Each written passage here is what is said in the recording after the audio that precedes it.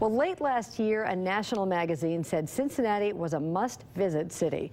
Travel and Leisure says there are 50 must-see cities in 2017. The Queen City is one of them. There are shout-outs for OTR's Renaissance, the streetcar, and all the Art Deco buildings throughout the city. It's on there with the likes of Bermuda, Cape Town, and Madagascar. Go figure. Well, Cincinnati's Renaissance is talked about from coast to coast, and now people are coming here to see it for themselves. And no one knows that better than Linda Antis, President and CEO of the Regional Tourism Network. She's in the studio with Jamie Smith. Thanks, Peg.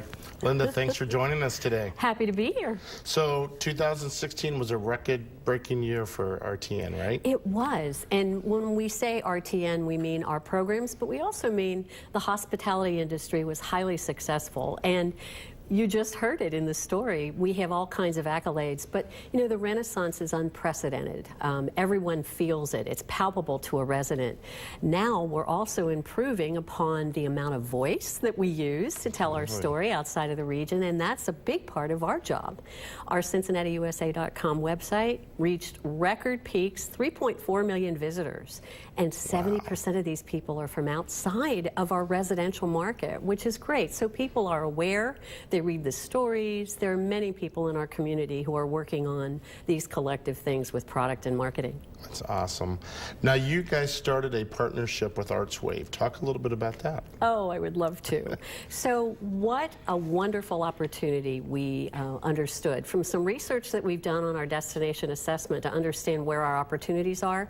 Arts, cultural entertainment, and culinary are some of the things that are clearly our assets that are interesting and appealing to people from outside of the region as well as our residents.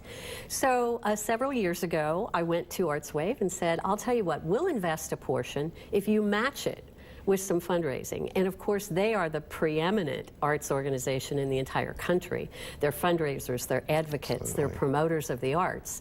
We're the leisure tourism experts in our region, so the two of us together have created at least a 3-year campaign.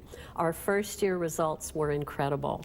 We grew the hospitality season by increasing the number of months we're able to be in front of customers from outside the region. September through December saw a $14 million increase in hospitality revenue, but more importantly, the perceptions of us as a destination to be visited, but also for our arts and cultural value. The customers are very, very interesting. They stay 3 nights. They spend about $838 in their trip. They're preeminently and predominantly adults that are traveling September through December.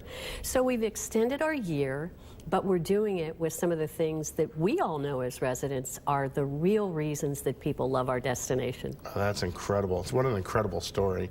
Now, can you tell me, is the growth going to continue, and are we going to see growth this year?